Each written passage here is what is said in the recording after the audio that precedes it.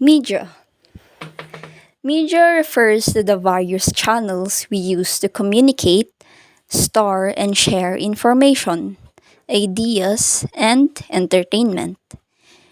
Media is the means of communication as radio and television, newspapers, magazines, and the internet that reach or influence people widely. It's the images, videos, text, and audio that make up the website we visit, the social the social media platforms we engage with, and the traditional form of broadcasting we've grown up with. Greetings, I am Isabel and you will be hearing my voice all throughout this video. And so in this video we will be tackling or going through the differences of traditional media and the new media. Starting off with entertainment. In the traditional way, televisions were the way. Television is a telecommunication medium for transmitting moving images and sound. A television is a piece of electrical equipment with a glass screen on which you can watch programs with pictures and sounds. Televisions look like this nowadays. They are called flat screen TVs. Although the use of television for entertainment is becoming lesser these days. Why, you ask? Digital cell phones. A digital cell phone is a mobile phone that transmits voice and data as digital signals rather than analog signals. A digital phone is a hybrid between the existing analog system and digital technology. A digital cell phone has many apps in it that many could access, which includes apps for entertainment. For example, Netflix, YouTube, Bilibili, and TikTok.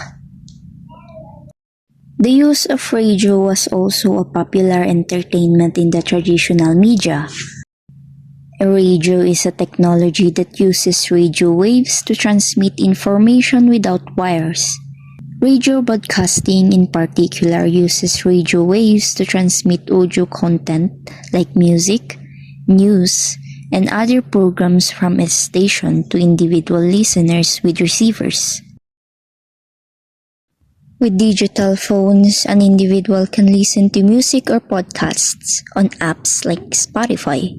Simply search up the song you want to listen to, click, and play. One can also connect the phone on an earbuds by opening the Bluetooth, pairing then connecting the two devices so that you can hear it directly to your ear and enjoy listening without disturbing others.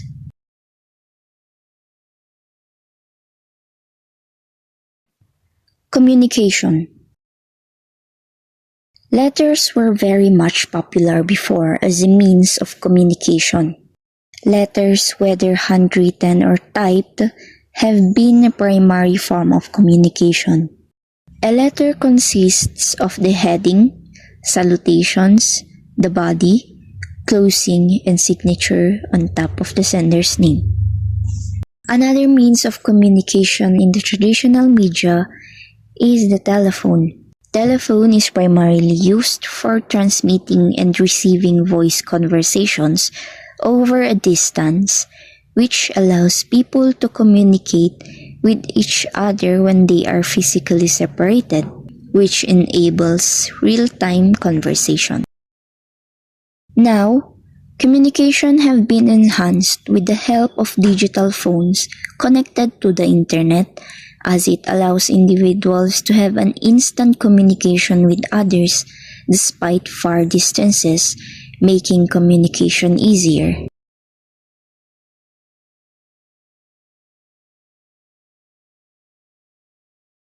Apps like Messenger is one of the popular social media platforms for communication, which also allows FaceTime calls.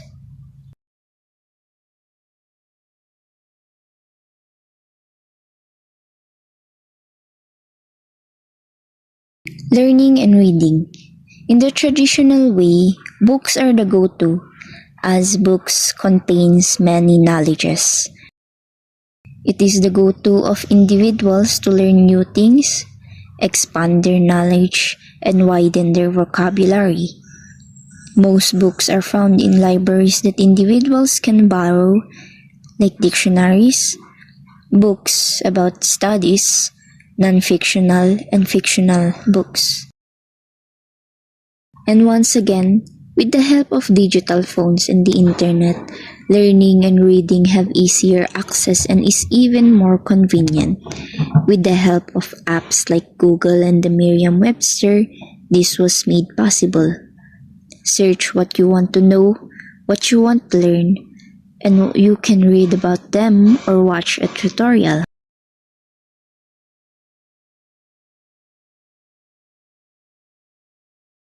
Reading fictions can also be done through the help of apps like Wattpad and Webtoon, as many digital authors publish their books online. There are more things about the evolution of media, as the change between traditional media and the new media were huge. But that is all we'll be presenting. Moving on to the questions. What have you learned about the evolution of media? The evolution of media showed us how media has dramatically and drastically changed. How great of a difference the media between the traditional media and the new media is. The traditional media started with oral storytelling and symbols. Printing press were then invented, which includes newspapers and magazines. Electronics like radio, television, and telephones were introduced. And then came the new media, bringing the internet, smartphones, and social media platforms that allow real-time and interactive communication. This made a drastic change as this greatly influenced how people share information, form opinions, and interact with the world. Unlike before, when audiences were passive receivers of information, people today can easily create and share their own content. Because of this rapid growth and access, media literacy has become more important, helping individuals critically evaluate the accuracy and credibility of the information they consume. How did media literacy empowers individuals and communities? Media literacy empowers individuals and communities by helping them enhance their skills to access, analyze, evaluate, create, and share information responsibly and teaching them how to media literate. And when individuals are media literate, they can think critically about the message they see in social media, news, advertisement, and other platforms, which then helps them avoid being misled by fake news and biased information. Through this, they have become more informed citizens, able to make better decisions in their personal lives, education, and even during elections. For communities, media literacy encourage active participation and collaboration. People can use media to raise awareness about local issues, promote positive change, and amplify their voices. Overall, media literacy builds smarter, safer, and more connected individuals and community. That's all. What could you say about the role of youth in promoting responsible media use?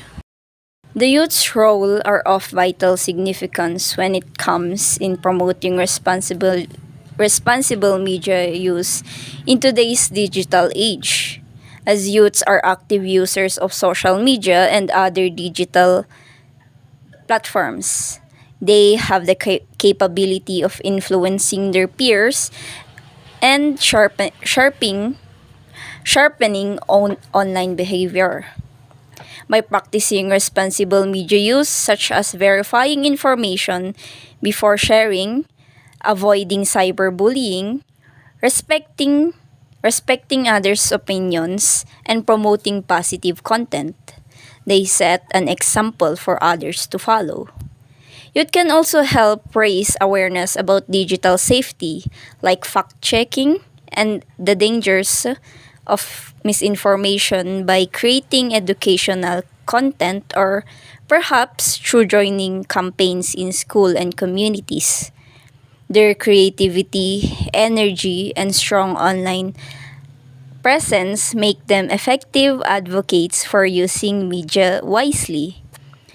By being critical, by being critical thinkers, responsible sharers, the youth help build a more informed, respectful, and truthful online environment. That's all. Thank you.